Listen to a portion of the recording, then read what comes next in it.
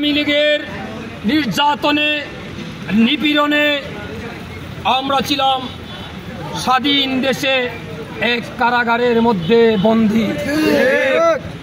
আমাদের বাংলাদেশের আপামর ছাত্র জনতার আন্দোলনের মাধ্যমে 5ই আগস্ট 36শে জুলাই বাংলাদেশ থেকে ফ্যাসিবাদ পালিয়ে যেতে বাধ্য হয়েছে।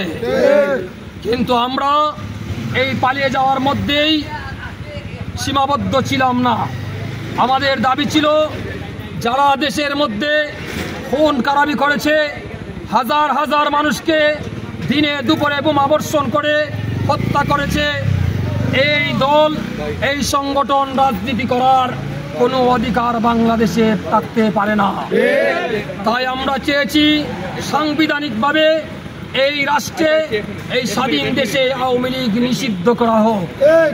আমাদের আন্দোলন আজকে সফলতার মুখ দেখেছে, আওয়ামী লীগ নিষিদ্ধ হয়েছে। তাই আমাদের মধ্যে ঈদের আনন্দে বইছে। আমরা আজকে বিজয় মিছিল নিয়ে এসেছি।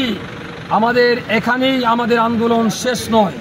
বাংলাদেশে যারাই ফ্যাসিস্ট হয়ে ওঠার চেষ্টা করবে তাদের এই কবর রচনা করব আমরা ইনশাআল্লাহ। আমরা কোনো দুর্নীতিবাদকে বাংলাদেশে দেখতে চাই না, কোনো ফ্যাসিস্ট দেখতে চাই না। কোনো ক্ষমতায় এক ফ্যাসিস্ট বিদায় নিয়েছে আরেক ফ্যাসিস্ট আসবে, এটা আমরা দেখতে চাই না। আজকে আমরা তাৎক্ষণিক আনন্দ মিছিল করেছি, পরবর্তীতে আমরা আরো বিজয় মিছিল করব। আমরা রাজপথে আছি, রাজপথে থাকবো যতক্ষণ পর্যন্ত বাংলাদেশ থেকে সকল ধরনের ফ্যাসিবাদ, সকল ধরনের দুর্নীতি, সকল ধরনের অপরাজনীতি নিষিদ্ধ না হচ্ছে।